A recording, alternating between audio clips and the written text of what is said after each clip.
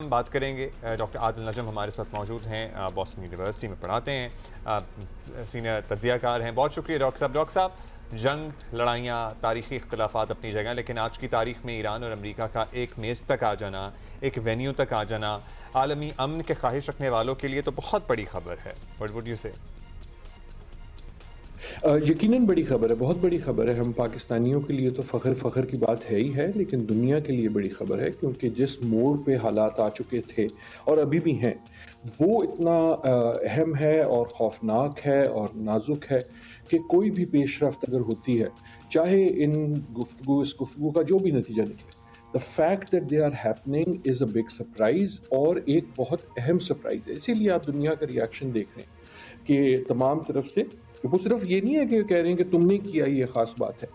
The fact کہ کوئی بھی ایسا کر سکا کہ ان دو ممالک کو آمنے سامنے بٹھا سکے، وہ بہت اہم بات ہے، اور اس کی جو میرے خیال میں سیرا جو ہے وہ پاکستان کی سفارتکاری کو جاتا ہے۔ لیٹ می سے دس، اور بڑی اچھی بات ہے کہ وزیر اعظم صاحب نے بھی یہ کہا، ہمیں یہ ایکنالج کرنا چاہیے کہ یہ ایسی چیز جو ہے یہ ایک آدمی دو آدمی سے نہیں ہوتی، اس کے لیے پورا کا پورا ایک انسٹیٹیوشن چاہیے ہوتا ہے، جو آپ کا فارن آفس ہے، جو آپ کی ایمبیسیز ہیں، جو آپ کا سٹاف ہے، اس میں بہت سی نزاکتیں ہیں، اور وہ ساری جو نزاکتیں، وہ ساری جو محنت ہے، وہ سارا جو کام ہے، میرے خیال میں ایک بار پھر ہمیں اس پہ فوکس کرنا پڑے گا اگلے 2 دن میں، کیونکہ ایک سوال یہ ہے کہ آپ ٹیبل پہ لائیں، اور ٹیبل پہ گفتگو کروانا جو ہے بحیثیت میزبان، بحیثیت میڈیٹر آپ چلے ہوں یا نہ ہوں، لیکن بحیثیت میزبان وہ ایک بہت بڑی اہم رسپانسبلٹی ہے۔ Definitely you're right, and the credit goes to Pakistan for being able to do that without matlab koi mishap nahi, and it's like the entire team, the entire ministry is involved. They worked matlab beautifully for everything like this to happen. Doctor Adil Najam, یہ بتائیں کہ جہاں ایران کو ایک deal تک پہنچنے کے لیے بہت کچھ کرنا پڑے گا، انفیکٹ وہیں امریکہ کو بھی سب سے پہلے اسرائیل کو کنٹرول کرنا پڑے گا، اور اس کے بعد بھی بہت کچھ کرنا پڑے گا، تو کیا دونوں یہ پارٹیز جو ہیں ان میں اتنی فلیکسیبلٹی آپ دیکھ رہے ہیں that they'll be able to get to some sort of an agreement؟ دیکھیں اچھی مثبت بات تو یہ ہے کہ اس وقت جس وجہ سے بھی ہو، ایران بھی یہ چاہتا ہے کہ کوئی نہ کوئی ایسا پہلو نکلے کہ یہ جنگ بندی ہو، اور ڈونلڈ ٹرمپ بھی یہی چاہتے ہیں کہ جنگ بندی ہو۔ سوال یہ ہے کہ وہ کس بیسس پہ یہ چاہیں گے۔ پہلی بات تو طے ہے کہ ڈونلڈ ٹرمپ خصوصاً اور دونوں ممالک ایک طرف سے وہ ضد ان کی یہ ہوگی کہ ہم جو ہیں فاتح نظر آئیں۔ اب وہ دونوں ڈکلیئر کریں گے کہ ہم جیتے ہیں اسی لیے ہم ختم کر رہے ہیں، دیٹ از فائن۔ سوال جو بنتا ہے وہ یہ ہے کہ کیا ایک ملک یہ ضد کرے گا کہ دوسرے کی ہار تسلیم کی جائے؟ ان دیٹ کیس آپ کو کوئی ڈیل نہیں ملے گی، نہ امریکہ اس کے لیے تیار ہوگا نہ ایران۔ ایز آئی سیڈ کہ حالانکہ دونوں جو ہیں وہ تیار ہیں، اصلی جو ٹیسٹ ہے وہ امریکہ پہ ہے، اصلی بال جو ہے نا وہ امریکہ کے کورٹ میں ہے، اور وہ اس لیے ہے کہ اس کا جو دار و مدار ہے وہ تیسرے فریق پہ ہے، اور تیسرا فریق ہے اسرائیل، اور اسرائیل بحیثیت امریکہ کا حمایتی اس میں، اور کلیئرلی نیتن یاہو اور اسرائیل کی نہ خواہش ہے نہ انٹرسٹ ہے کہ مذاکرات سکسیڈ ہوں۔ ان کا انٹرسٹ یہ ہے کہ جنگ جاری رہے، ان کا انٹرسٹ یہ ہے کہ خطے میں جو ہے ان ممالک کے گلف میں اور ایران میں آپس کے جو تعلقات ہیں وہ اور زیادہ خراب کیے جائیں، کیونکہ وہ بیسک ہدف ہے اسرائیل کے لیے۔ سو اسرائیل نہ صرف سپوائلر ہے، ایک بہت بڑا سپوائلر ہے۔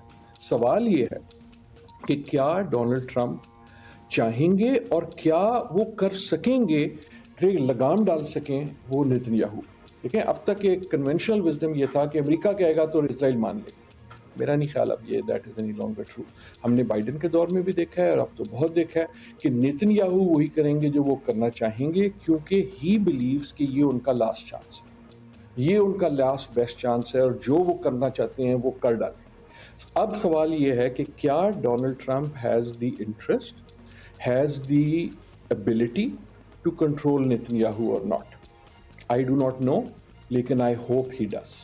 ڈاکٹر لاسٹ بیسٹ چانس یہ دونوں نیتن یاہو اور ٹرمپ دونوں کا ہی ہے، مطلب کہ they are both hand in hand in this. اور دوسرا جو آپ یہ بات کر رہے تھے کہ دونوں نیریٹیوز یہی دینا کی کوشش کریں گے کہ جی ہم جیتے کہ ہم جیتے، دنیا دیکھ رہی ہے Iran is a much weaker state with all the sanctions and everything. امریکہ ایک پاورفل ملک، دنیا کا پاورفل ترین ملک ہے، ان دونوں کا مذاکرات کی ٹیبل پہ آ جانا اس سے ہی پتہ چل جاتا ہے کہ کون ہارا جیتا یا پھر کون ایک ذرا مور رجیم پاورفل چینج کا اگر کہا جائے سب سے بڑا ہدف تھا تو وہ ظاہر ہے نہیں پورا ہو سکا.